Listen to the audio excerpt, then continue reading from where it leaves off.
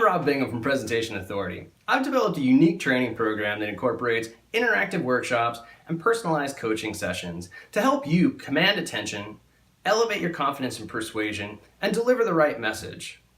Recently, I was asked to attend Outdoor Retailer to speak on a panel about how brands really connect with their audiences. And the following has portions of that panel discussion. If you have any questions or you'd like to leave a comment, I'd love to hear from you. So find me at presentationauthority.com. Thanks.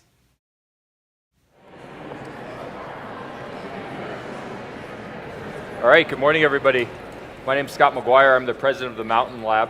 We're the organization that collaborates with Outdoor Retailer to put on the Venture Out space out in the back of Pavilion 2. So we're going to talk with a group of people. So Dr. Rob Bingham here is a PhD in analytical science who decided that he would get into the retail space and apply what he had learned in the science world around understanding behavior and the way things interact, and look at those systems and apply the knowledge of those systems and the study of those systems to the way that retailers and brands communicate with each other, and start a training program called Presentation Authority. Rob? Cool. I'm Rob Bingham, and thanks, Scott, for that great introduction. So I'm from presentationauthority.com, and basically I have a background in retail, and what we're seeing in the outdoor industry, as everybody's talking about, is that there's a new consumer, there's a new generation of people who are getting outside. And what I saw on the retail end of it was that there was a lack of communication that was really getting these great brand stories and brand messages all the way out to the retail sales floor. A lot of time and money is spent developing these great stories, messages, and ideas, but as it filters down, it tends to get diluted. And so the customer really doesn't ever understand really what a brand is all about. You know, Fayetteville, great stories, Schwood, great stories, Arbor. But if the customer never really gets it, if they never hear it and they never understand it, it's a real missed opportunity. And we have a big opportunity coming up because this new consumer is going to be a huge chunk of the retail market. So I started Presentation Authority basically to help train people and companies to deliver those messages in a better way. From the very physical stance, the human element of it, all the way through to kind of conceptual ideas about how best to reach this new audience. And it's really pretty fantastic, and I'm excited to be here and looking forward to questions from the audience. Our panel today, we've brought together 4 other people. What we want to do is we want to talk about the way brands connect with their audience. And there's a challenge there. There's 1,500 different brands that are in this space at Outdoor Retailer. There's probably 5,000 brands in total that are going out trying to reach your customers every single day through a retail channel. And that's going this game of telephone, right? 5,000 unique messages that everybody wants to tell. They want all of those retail kids to understand that message, and they want to understand what you're doing, and they get 30 seconds to do it. So how do you do that? How do you take a brand message that's real and authentic and honors what the brand stands for, and get that message to carry all the way down to a soundbite that's going to come out in 10 seconds as to why this brand exists? So it's interesting, Rob, when you and I first met, we were talking about clinics and the mindset of playing the stump the rep game, and having staff on the floor that oftentimes is more knowledgeable than the person was coming in trying to give the clinic. Where do you see that? I mean, I've been in that experience where you see a shop kid that knows more about the brand and what's going on, and even the specs. How do you see brands doing a good job of that? Where are there some pitfalls where they've done better? Yeah, it's interesting because of all the companies I've talked to, very few of them actually train their representatives to properly tell their story. They're always pretty good with specifications. Not always, unfortunately, but a lot of times. They're pretty good with product specs. They can spout off weight and use and all of that, but they don't talk about the experience much. And they don't do it in an engaging way. They're flat, they're boring. And so what I see on the retail side of it is that retail staff doesn't get interested. They just don't care about the brand. They don't care about the products. Maybe it's a good product, but if they're not excited about it, they don't use it. And if they don't use it, then they don't have their own user-generated stories that they can share with the consumer, with the customer, who's right there in front of them, and honestly is pretty open to influence.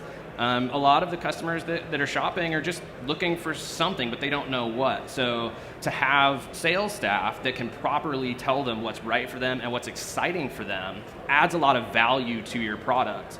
And so there's definitely a disconnect. Companies aren't putting enough investment in their employees to be able to tell the stories, and that just doesn't trickle down to getting the consumer excited about it. And as Bob was saying, user-generated content is huge. This new generation of consumer is very digitally linked in, and they're very social. They're very connected to everyone else. It's a huge opportunity for companies to use those people, use their customers to actually market for them.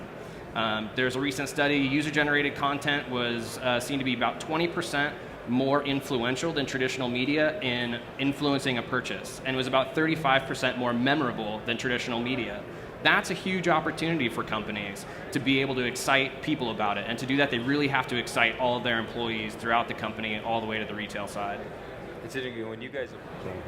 Yeah, and it's overwhelming to try and control the social content that's out there that you don't create. What you can control is what you produce, and hopefully you can approach some kind of brand ambassadors and give them easily shareable content, stuff that they can retweet, that they can repost, that they can share, educational materials, how-tos, stuff that is educational and tangible that people can quickly get to their friends. That's really what, as a company, you can do. But the social side is going to take it wherever it goes, and hopefully you just fed it the right materials. A lot of difference. Have you seen other brands that have done a really good job of that, where they've had tools that they've created to help create an engagement in their trainings? Yeah, it's surprising how infrequently a lot of reps will actually have cutaways of their product so that they can actually show you what's inside a sleeping pad, or what's inside a sleeping bag. They talk about that there's layers of insulation, but they don't actually show it. Visuals are a huge thing. Visuals and actually putting, like he said, product in people's hands, and also free product. I mean, putting swag in people's hands. It makes a difference because there is that very personal connection to the product. And it gives a great talking point for these demonstrations so that you can really see what they're talking about, whether it's grit of sandpaper or a type of installation. And really, to me, it's all about that human element that's part of these presentations and part of these products, because as we talked about, it's not about the gear as much as it is about the culture of that gear and the culture of that company. If you don't have a culture around your brand, you're not going to get a following. Because people do want more than the gear. They want to identify with a brand that has values that are their own. And so bringing in tangible, touchable examples and really having that human element to it, that human component, makes for a much stronger product presentation. I completely agree. You were talking earlier about specs, product. You guys are talking about this emotional connection with product. Reps sometimes are maybe just talking about the technical aspects. How much, Rob, from your experience in retail, how much do you think the culture of a brand, the way the brand presents itself, and I think we can look at brands like Patagonia and we can see that their sustainability message has done a lot for them, but have you seen brands, without naming them, right, that have, their product might be exceptional, but because there's such a disconnect culturally that no matter what, product could be amazing, how much value is there in making sure that the corporate alignment, the cultural alignment is synergistic with the consumer? Yeah, unfortunately, I've seen it all too often where companies do a poor job of representing themselves in the retail sector. I've seen it where they've actually pissed off retail sales staff, like the entire staff, and that staff then will actively persuade customers to buy a different brand. That's a huge loss for a company. So the human element is a really important one, but to nail it right is critical as well. You can't just be there. You have to be there, and you have to do it well. And that's just about being excited about your products and your brand. And I mean, the leveraging social media is huge. So you have this human component, but then you have this digital component too.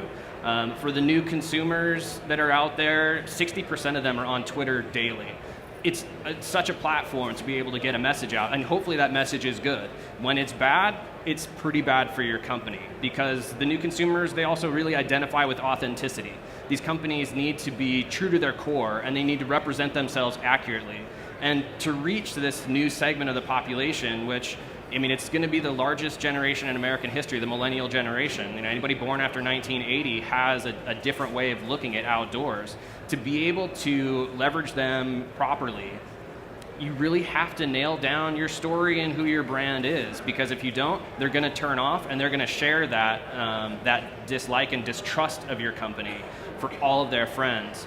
And as Bob was saying, it's great to be able to link into these kind of brand ambassadors. There's social media magnets out there. There's just people who just have a huge following because their Instagram feed is awesome. They do great stuff on Periscope.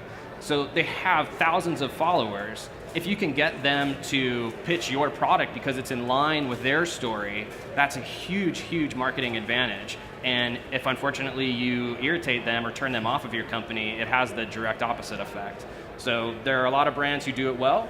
They come in, they do clinics, and there's a lot of brands that unfortunately don't. And to survive, I think we really have to change how we approach, really from brand development and story development all the way to the retail sales floor. We have to approach that from kind of a holistic presentation perspective. Dan, does that resonate? Yo, definitely. So- yeah, the end consumer as well. So if you start off treating your retailer by more than just a transaction, they're going to treat you more than a transaction, then it carries forward all the way to the customer. And what's interesting for that too is that there is a study done where it showed that if you improve your customer relations by just 1%, your revenue basically improves by 2%. The more investment you put in your customer relations, the more that you can be seen as a company that's responsible and responsive, the better you're going to do, because you're going to be able to get your product out there. It's a solid ROI. Exactly. I mean, that's it. It's an easy sell. It works. Cool. I think what's interesting about that too is that none of us are talking about like these hardcore competitive athletes. We're talking about people who are just getting outside and having fun. And Outside Magazine just had a release of an article called "The Outdoor Industry's Problem with Millennials," their millennial problem. Scott McGuire was quoted in that. Janine Pesci from Range was quoted in that. And it's really all about that. We have a window of opportunity here to reach this new audience, and that window will close. They will, if they get bored, they'll move on to something else if they're not drawn into this culture. And the culture is really not about death-defying summits of peaks. It's about just getting outside and having a good time and doing it with friends. I mean, those are values that are important to this new generation of people. They like inclusivity, they like social, they like having fun, and they like sharing that with other people. And there's a lot of strategies and techniques that we can use to engage them authentically. I have a sign-up sheet that I'll kind of pass around. If you want some of my kind of tips and strategies for that, sign up on there, and I'll send you something after the conference. But it is really about trying to engage these consumers that are doing it in a different way, but in a really accessible way that we should be able to rely on. All right. Thanks for joining us, guys. Thank You get you, a chance guys. to see out and venture out.